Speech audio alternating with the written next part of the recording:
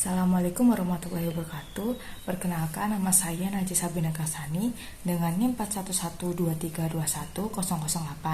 Di sini saya akan memaparkan materi pemrograman. Yang pertama ada konsep berorientasi objek. Kedua ada package. Yang ketiga ada modifier. Yang keempat ada constructor. Yang kelima ada enkapsulasi. Yang keenam ada inheritance, yang ketujuh ada polymorphism, yang kedelapan ada abstraction. Yang pertama ada konsep berorientasi objek. OOP merupakan singkatan dari Object Oriented Programming. OOP memiliki beberapa kelebihan dibandingkan dengan pemrograman prosedural, antara lain. Yang pertama itu OOP lebih mudah dan lebih cepat untuk dieksekusi. Kedua, OOP menyediakan struktur yang jelas untuk program. Yang ketiga, OOP membantu menjaga kode Java dan membuat kode lebih mudah untuk dimodifikasi. Yang keempat, OOP juga memungkinkan untuk membuat aplikasi yang dapat digunakan kembali dengan lebih sedikit kode dan waktu untuk pengembaliannya lebih singkat. Kemudian ini ada kelas. Kelas merupakan konsep dan deskripsi dari sesuatu dan kelas dapat digambarkan sebagai suatu blueprint atau rancangan dari suatu objek. Kelas sendiri memiliki fungsi untuk mendeklarasikan metode yang digunakan atau dipanggil oleh objek. Suatu kelas memiliki atribut atau karakteristik dan behavior atau perilaku, dan setiap kelas punya nama, dan nama masing-masing itu digunakan untuk mendefinisikan atribut dan behavior. Di dalam Java, untuk mendeklarasikan kelas dapat menggunakan keyword class yang diikuti dengan nama kelasnya. Aturan penamaannya pun setiap kata harus diawali dengan huruf kapital. Kemudian ada method. Method merupakan kumpulan pernyataan yang dikelompokkan bersama untuk melakukan suatu operasi. Method itu untuk mendefinisikan behavior dan harus diikuti tanda kurung. Method ada dua jenis, void method dan return method. Void method itu method yang tidak dapat mengembalikan suatu nilai. Void method dapat diidentifikasikan dengan adanya kata kunci void di depan nama method. Sedangkan return method itu merupakan method yang mengembalikan nilai. Dapat diidentifikasikan dengan adanya tipe data di depan nama method. Kemudian ada atribut. Atribut adalah variabel untuk menyimpan data yang membedakannya suatu objek dengan objek lain dalam kelas. Untuk dapat mengakses atribut, kita dapat membuat objek kelas dan menggunakan sintaks titik. Di sini ada public class negaraku. Negaraku ini nama kelasnya, dan kelas negaraku ini berada di package Najih Sabina Kasani. Kemudian ini public static void main string out agar outputnya dapat dieksekusi. Kemudian untuk mencetak kita perlu sistem outprint ln, dan di dalamnya kita mengetik ini Indonesia Merdeka. Maka jika kita run, hasilnya Indonesia Merdeka. Materi yang kedua itu package. Package di Java digunakan untuk mengelompokkan atau mengkategorikan kelas terkait, seperti folder dalam directory file. Dengan kata sederhana, package merupakan cara untuk mengkategorikan kelas. Package sendiri dibagi menjadi dua kategori. Ada built-in package dan package yang ditentukan oleh pengguna. Built-in package itu paket dari Java API atau library yang sudah ada dalam Java. Java API merupakan library of Python yang bebas digunakan dan ada di dalam Java Development Environment. Library dibagi menjadi dua, yaitu package dan class. Artinya, kita dapat mengimport satu kelas bersama dengan metode dan atributnya, atau seluruh package yang berisi semua kelas. Kemudian untuk menggunakan kelas atau package dari library, perlu menggunakan kata kunci import. Kemudian apabila kita ingin mengimport sebuah kelas, di sini ada contohnya, ini pakainya kelas scanner. Jadi kita ada import java.util.scanner, di mana Java util merupakan package dari scanner dan scanner merupakan kelas dari Java util package. Untuk menggunakan kelas scanner, perlu buat objek kelas dan gunakan salah satu metode yang tersedia dalam dokumentasi kelas scanner. Import package.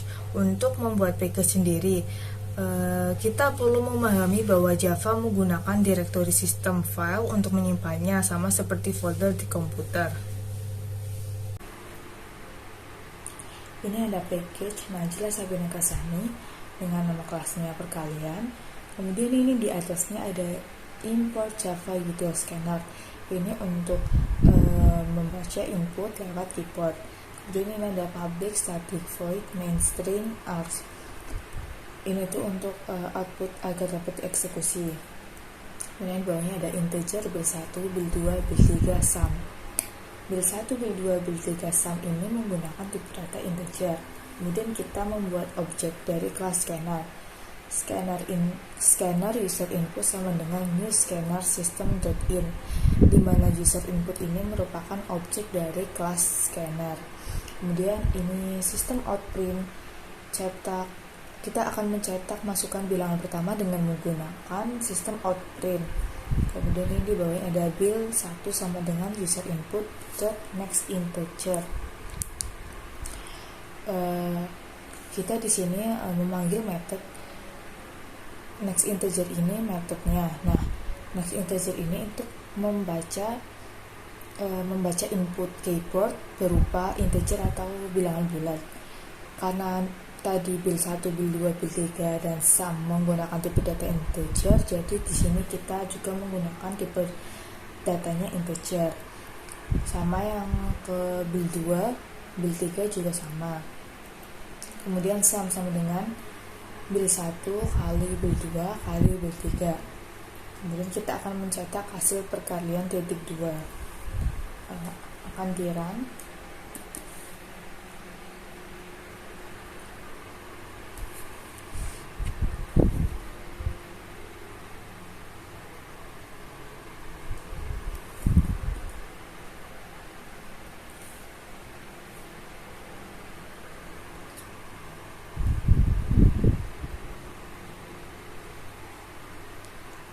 Kita masukkan bilangan pertama misalnya 10, terus bilangan keduanya 5, bilangan ketiganya itu 6, maka hasil perkaliannya itu 300. Materi yang ketiga itu konstruktor. Konstruktor merupakan metode khusus yang dipanggil ketika sebuah objek dibuat dan digunakan untuk menginisialisasinya, serta dapat digunakan untuk memberikan nilai awal untuk atribut objek. Sifat konstruktor sendiri itu ada nama konstruktor harus sama dengan nama kelas. Tidak boleh memiliki tipe pengembalian eksplisit. Tidak boleh ada kata kunci return atau void.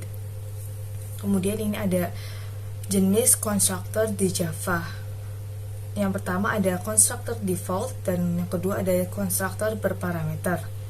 Konstruktor default, kenapa ini disebut konstruktor default? Karena konstruktor default ini tidak memiliki parameter apapun atau konstruktor tanpa argumen.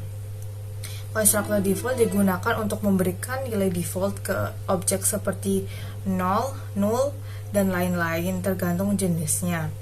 Kemudian konstruktor berparameter digunakan untuk memberikan nilai awal variabel pada saat objek diciptakan, dapat memberikan nilai yang berbeda ke objek yang berbeda, dan juga bisa memberikan nilai yang sama. Kemudian selanjutnya akan ada contoh kasus dari konstruktor. Di sini kelasnya diberi nama luas segitiga. Selanjutnya kita buat variabel. Di sini ini menggunakan tipe data integer. Ada integer ala dan ada integer tinggi. Karena ini konstruktor, jadi nama metodenya harus sama dengan nama kelas. Public void luas segitiga. dengan parameter integer A dan integer T. Kemudian di sini saya menggunakan this.alas sama dengan A, this.tinggi sama dengan T. Jangan lupa ada titik komanya. Kemudian ada variabel luas dengan tipe data integer. Dan kita return di dalamnya. Di dalamnya kita isikan rumus dari luas segitiga, yaitu setengah kali alas kali tinggi. Kemudian ada public static void agar output nanti dapat eksekusi. Kemudian membuat objek dari kelas luas segitiga. Luas segitiga A sama dengan new luas segitiga, di mana A itu merupakan objek dari kelas luas segitiga. Kemudian kita panggil A dot luas segitiga dengan menambahkan nilai parameter. Di sini saya menambahkan 10 dan 20. Kemudian membuat sistem outprint ln untuk dapat menampilkan atau mencetak luas segitiga sama dengan. Kemudian kita run dan hasilnya seperti ini. Luas segitiga sama dengan 100. Materi yang keempat itu modifier. Modifier sebenarnya adalah Java keyword yang digunakan untuk memberikan sesuatu yang berbeda pada kelas, method, ataupun properti yang menggunakan modifier tersebut. Ada beberapa jenis modifier di Java. Pertama ada access modifier, yang kedua ada non-access modifier. Access modifier adalah kata kunci dalam bahasa berorientasi objek yang mengatur aksesibilitas kelas, metode, dan anggota lainnya. Access modifier untuk kelas tersedia public dan default. Public, kelas dapat diakses oleh kelas lain. Untuk memberikan akses modifier public di kelas, digunakan kata kunci atau keyword public pada kelas. Sedangkan default, kelas hanya dapat diakses oleh kelas dalam paket lain.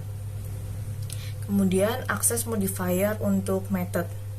Ada default, public, protected, dan private. Yang default itu variabel atau metode yang dideklarasikan tanpa pengubah kontrol akses tersedia untuk kelas lain manapun dalam paket yang sama. Public dapat diakses dari kelas manapun. Protected menyediakan akses yang sama seperti pengubah default. Sebuah method ataupun properti yang mempunyai akses modifier protected dapat diakses hanya oleh kelas keturunannya atau subclass dan hanya dapat diakses oleh kelas yang satu package. Dengan menggunakan keyword protected untuk memberikan akses protected pada method dan properti. Kemudian yang private hanya dapat diakses dalam kelas yang dideklarasikan itu sendiri.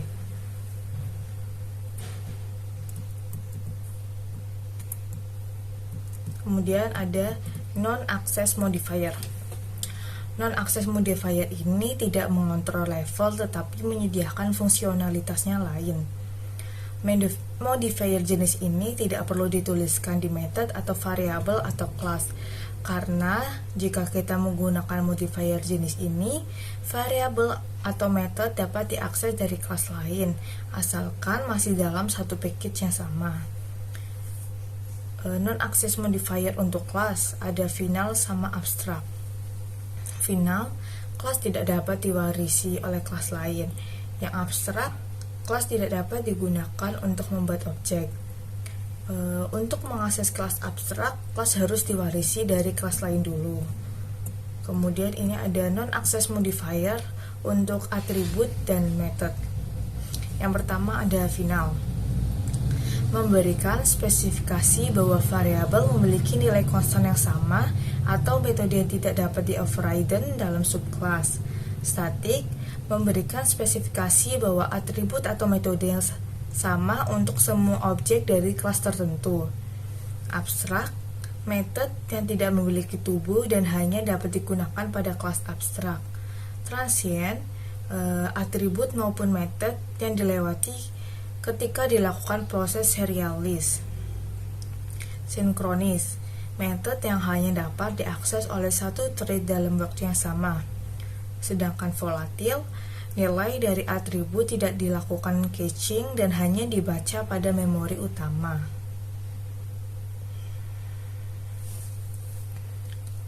Kemudian ini contoh kasus dari modifier. Jadi ada contoh coding untuk modifier public untuk kelas.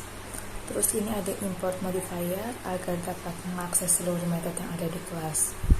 Kelas main ini akses modifiernya adalah public. Kemudian kita akan membuat kelas penjumlahan. Di dalam kelas penjumlahan ini ada metode yaitu tambah, dan di dalamnya kita tambahkan dua parameter yaitu integer x dan integer y. Kemudian di dalam metode ini kita akan mengembalikan nilai penjumlahan. Ada pula variabel z untuk hasil dari penjumlahan x plus y. Kemudian kita akan mengembalikan ke fungsi pemanggilnya yaitu return. Kembali ke kelas main. Untuk mengakses metode kelas penjumlahan, karena di situ metodenya bukan statik, maka kita harus mendeklarasikan objek kelas dari metode tersebut. Sekarang kita deklarasikan objeknya terlebih dahulu. Penjumlahan obj1 sama dengan new penjumlahan. Kemudian di sistem outprintln untuk memanggil obj1.tambah dan mengisikan nilai dua parameter tadi. Di sini saya isi 20 dan 10. Kemudian kita run. Maka outputnya adalah C sama dengan 30. Kemudian ini ada contoh untuk modifier yang privat. Di sini ada tulisan private yang menandakan bahwa variabel nama menggunakan akses modifier privat, dan berarti dia hanya bisa diakses di dalam kelas saja, yaitu kelas tanaman. Kemudian di bawahnya kita membuat method, yaitu di sini ada void. Kemudian kita ada sistem outprintln untuk mengakses variabel nama. Kemudian lalu kita buat objeknya tanaman A sama dengan new tanaman. A sendiri merupakan objek dari tanaman. Kemudian langsung kita panggil metodenya, metode bunga tadi, dengan mengetikkan a.bunga, di mana dot itu berfungsi untuk mengakses atribut dan metode objek. Kemudian kita akan run. Maka outputnya yang keluar nama bunga sama dengan mawar. Materi yang kelima ada enkapsulasi. Enkapsulasi atau encapsulation adalah pembungkusan data atau penyembunyian data-data privat dari suatu objek sehingga tidak dapat diakses dari objek lain.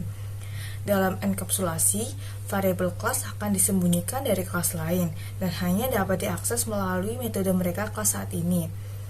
Kemudian ada metode set dan get, adalah titik akses dari variabel instance dari kelas encaptest.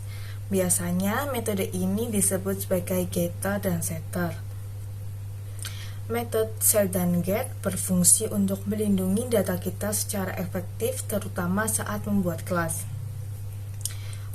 Sedangkan fungsi secara khususnya, metode setter ini merupakan metode publik yang berfungsi untuk memberikan atau menetapkan nilai dari atribut yang bersifat privat. Sedangkan metode getter, metode yang berfungsi untuk mendapatkan nilai dari atribut privat. Kemudian ini ada contoh kasus dari materi encapsulation. Ini kelas namanya biodata. Lalu ada public static void main agar output dapat dieksekusi.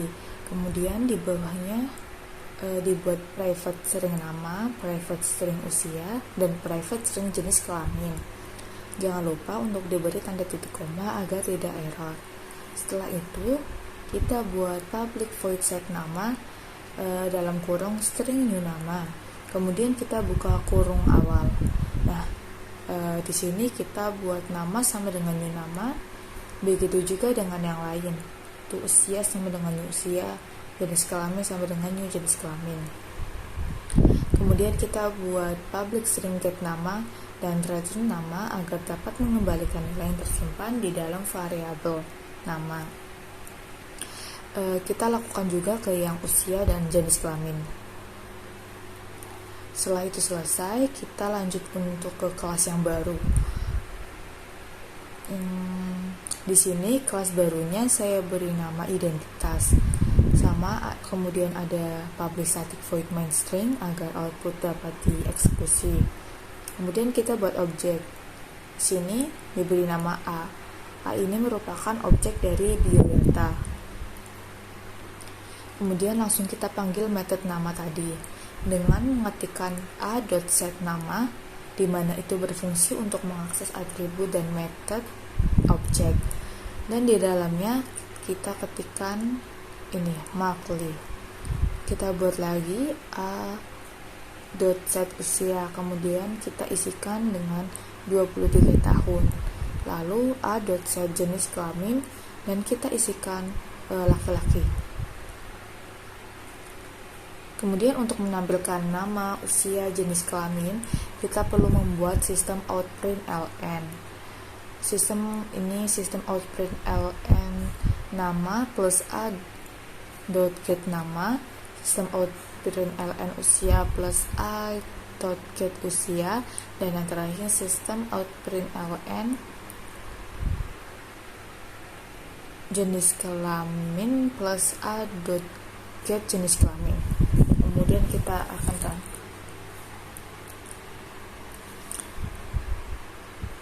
ini output yang keluar seperti ini. Nama sama dengan Makli, usia sama dengan 23 tahun, jenis kelamin sama dengan laki-laki. Materi yang ke-6 ada inheritance. Inheritance adalah proses di mana sebuah kelas atau subkelas yang menerima warisan mendapatkan metode dan file dari kelas lainnya atau superkelas. Inheritance atau lebih tepatnya disebut juga sebagai definisi subkelas menggunakan kata kunci extend dalam deklarasi subkelas. Inheritance Java diartikan juga sebagai mekanisme di mana satu objek memperoleh semua properti dan perilaku objek induk. Untuk kelas yang mewarisi sifat kelas lain disebut subkelas, dan kelas yang mewarisi sifat-sifatnya disebut superkelas. Type of inheritance. Yang pertama ada single inheritance. Ketika suatu kelas mewarisi kelas lain, ada satu superkelas dan ada satu subkelas. Kemudian multi-level inheritance. Ketika ada rantai warisan, contohnya kelas C mewarisi dari kelas B dan kelas B itu mewarisi dari kelas A. Yang ketiga ada hierarchical inheritance. Ketika dua atau lebih kelas mewarisi satu kelas. Yang keempat ada multiple inheritance, yaitu satu kelas mewarisi dua kelas. Contohnya itu di mana ada kelas A dan kelas B yang mau diwarisi kelas C, tetapi tidak disupport Java. Makanya Java tidak mendukung multiple inheritance, yang berarti bahwa kelas tidak dapat memperpanjang lebih dari satu kelas. Super dan dis. Kata kunci super dan dis sebenarnya itu sama, tetapi penyebutan dis merujuk pada subkelas. Fungsinya ini jadi kalau misalnya kita punya sebuah variabel yang namanya sama antara subkelas dan superkelas, kita bisa bedakan dengan super dan dis itu sendiri. Kata super dapat digunakan untuk membedakan anggota. Jika suatu kelas mewarisi properti dari kelas lain dan anggota superkelas memiliki nilai yang sama dengan subkelas. Kalau kita menyebut super berarti merefer variabel yang ada di superkelas dan dapat digunakan untuk memanggil konstruktor superkelas dari subkelas. Keyword this adalah keyword yang berfungsi sebagai penunjuk yang merujuk pada objek dari kelas aktif atau kelas di mana this itu dipanggil. Kelas kalau tidak ada this artinya variabel yang dimaksud adalah milik method. Kemudian ada overriding method. Method overriding digunakan untuk subclass, dapat mengesampingkan method yang didefinisikan dalam subclass dengan menyediakan implementasi baru dari method tersebut. Selain itu, dapat mendefinisikan perilaku yang spesifik untuk tipe subclass. yang berarti subclass dapat mengimplementasikan metode parent kelas berdasarkan kebutuhannya. Ada pula aturan method overriding. Yang pertama, daftar argumen harus sama persis dengan metode yang diganti. Yang kedua, tipe pengembalian harus sama atau seperti dari tipe pengembalian dideklarasikan dalam metode asli yang diganti di superclass. Yang ketiga, metode instan dapat ditimpa hanya mereka yang diwarisi oleh subclass. Yang keempat, metode yang dideklarasikan final tidak dapat ditimpa. Yang kelima, metode yang dideklarasikan statis tidak dapat ditimpa tetapi dapat dideklarasikan ulang. Kemudian ada yang lain lagi.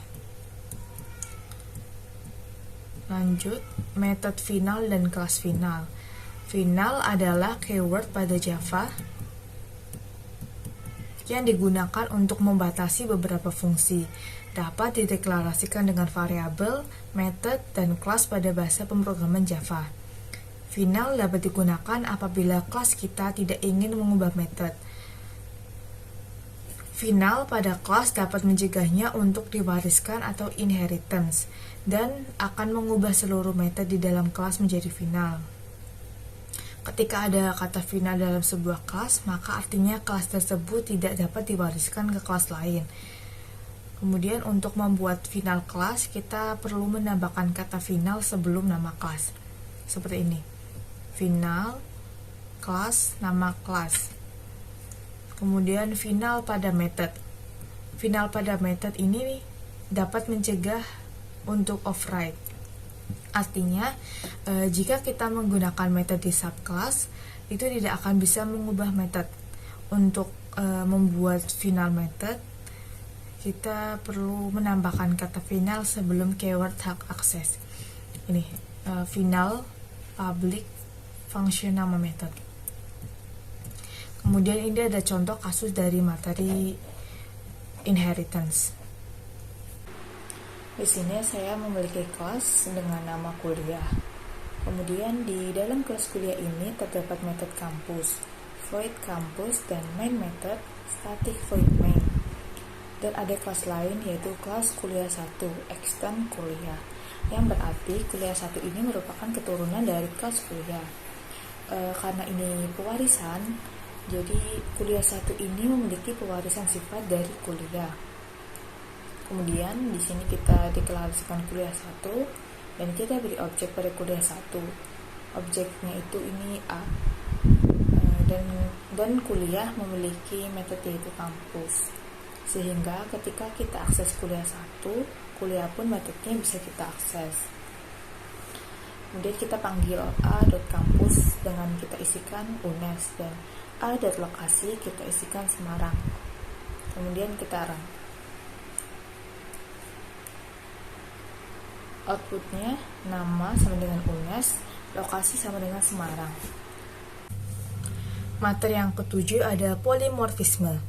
Polimorfisme adalah kemampuan untuk mengubah sifat menurut objek apa yang dijadikan acuan. Singkatnya, sebuah objek dapat menjadi apapun berdasarkan referensi kelas yang diwariskan. Polimorfisme merupakan kemampuan suatu objek untuk mengambil banyak bentuk. Maksud dari bentuk di sini itu isinya yang berbeda, tipe data dan parameternya pun juga berbeda.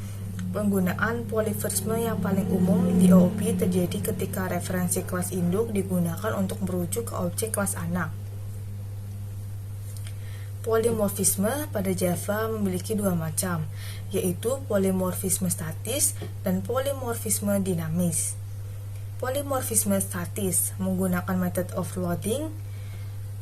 Dalam sebuah kelas memiliki metode sama tetapi parameter dan tipe datanya berbeda. Terus polimorfisme dinamis menggunakan pewarisan inheritance, implementasi interface, bahkan abstract class. Dan dapat juga dikatakan menggunakan method overloading. Dan ini ada contoh kasus dari materi polimorfisme.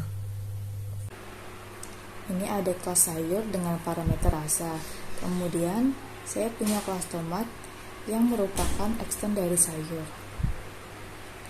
Dan kelas tomat mempunyai konstruktor yaitu tomat. Konstruktor ini akan mengeset atribut rasa yang ada pada kelas sayur tadi. Rasa sama dengan segar dan asam. Kemudian ada metode ukuran. Kemudian kita sistem outprint ln untuk cetak tomat berukuran kecil. Kemudian saya punya kelas mentimun. Kelas mentimun ini juga ekstern dari sayur. Kelas mentimun mempunyai konstruktor yaitu mentimun. Kemudian kita akan mengeset rasa. Rasa sama dengan pahit. Kemudian ada metode ukuran. Lalu sistem outprint ln untuk cetak timun berukuran normal. Kemudian kita buat kelas hewan yang nantinya akan memakan sayuran tersebut. Di sini ada metode sayur yang menerima parameter sayur A. Di sini kita gunakan instance of. Jika A adalah tomat, maka akan tercetak. Tomat akan langsung dimakan. Namun jika A adalah mentimun, maka akan tercetak tomat tidak akan dimakan. Kemudian bagaimana cara kita memanggil metode ukuran yang ada di tomat? Kita akan memanggil dengan objek A. Selanjutnya kita perlu konversi A ini ke tomat dengan cara kurung dulu, kemudian kita tuliskan mau konversi kemana. Nah, di sini kita akan konversi ke tomat. Kemudian variabelnya A dot dan langsung panggil ukuran. Untuk kelas mentimun juga dilakukan dengan cara yang sama. Mentimun variabel A, kemudian dot ukuran. Kemudian untuk menampilkan rasanya, sistem outprint ln rasanya (2) plus A dot rasa. Begitu juga dengan yang mentimun. Kemudian kita ke kelas tes sayur. Di sini ada hewan anjing sama dengan new hewan. Kemudian membuat objek tomat dan objek mentimun. Dan kemudian obj anjing ini kita panggil method makan sayur dan kita masukkan tm. Kemudian kita run. Maka output yang akan keluar seperti ini. Tomat akan langsung dimakan.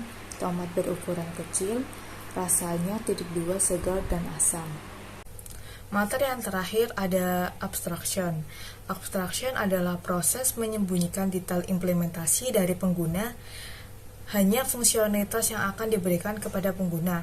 Dengan kata lain, pengguna akan memiliki informasi tentang apa yang dilakukan objek, alih-alih bagaimana itu melakukannya. Ada kelas abstrak dan ada metode abstrak. Kelas abstrak adalah kelas yang masih dalam bentuk abstrak. Karena bentuknya masih abstrak, dia tidak bisa dibuat langsung menjadi objek. Sebuah kelas agar dapat disebut kelas abstrak setidaknya memiliki satu atau lebih metode abstrak. Kelas abstrak digunakan untuk mendefinisikan behavior secara umum sebagai subkelas, sedangkan subkelasnya menyediakan implementasi detail. Untuk menggunakan kelas abstrak, harus mewarisinya dari kelas lain, memberikan implementasi ke metode abstrak di dalamnya. Jika ingin mewarisi kelas abstrak, harus menyediakan implementasi ke semua metode abstrak di dalamnya. Kemudian metode abstrak, metode yang tidak memiliki implementasi atau tidak ada bentuk konkretnya atau tidak memiliki body. Hanya mendeklarasikan metode di kelas induk sebagai abstrak. Deklarasi metode abstrak jika ada satu atau lebih subclass yang diharapkannya membuat fungsionalitas yang sama tapi implementasinya berbeda. Kemudian ini ada contoh kasus dari materi abstraction. Yang pertama, kita di sini ada kelas ikan, di mana di dalam abstrak kelas ikan ini kita mendeklarasikan sebuah metode abstrak yaitu public abstract void habitat. Metode abstrak ini tidak memiliki body dan hanya pendeklarasiannya saja. Kemudian Di sini saya membuat kelas gurame dan merupakan extend dari kelas ikan. Di dalam kelas gurame ini kita perlu mengoverride karena terjadi hubungan pewarisan. Maka kita akan mengoverride method yang ada di atas ini, public void habitat dan public void nafas. Kemudian ada satu kelas lagi ini, yaitu kelas lumba. Sama kelas lumba itu extend dari kelas ikan. Kelas lumba juga kita lakukan override method yang sama tadi, itu method habitat dan method bernafas. Abstrak method ini wajib diimplementasikan dalam kelas yang mengextend kelas ikan. Lanjut ke kelas main. Kita membuat objek lumba A sama dengan new lomba, gurame B sama dengan new gurame. Kemudian kita coba akses lumba A dan gurame B. Ketika ini dieksekusi, yang dieksekusi adalah method override-nya yang ada di kelas masing-masing, yaitu kelas gurame dan lumba. Kemudian kita run dan hasilnya lumba-lumba berhabitat di laut, lumba-lumba bernafas dengan paru-paru, ikan gurame berhabitat di air, ikan gurame berhabitat di air tawar, ikan gurame bernafas dengan insang. Sekian materi yang bisa saya sampaikan. Mohon maaf apabila banyak kesalahan. Terima kasih. Wassalamualaikum warahmatullahi wabarakatuh.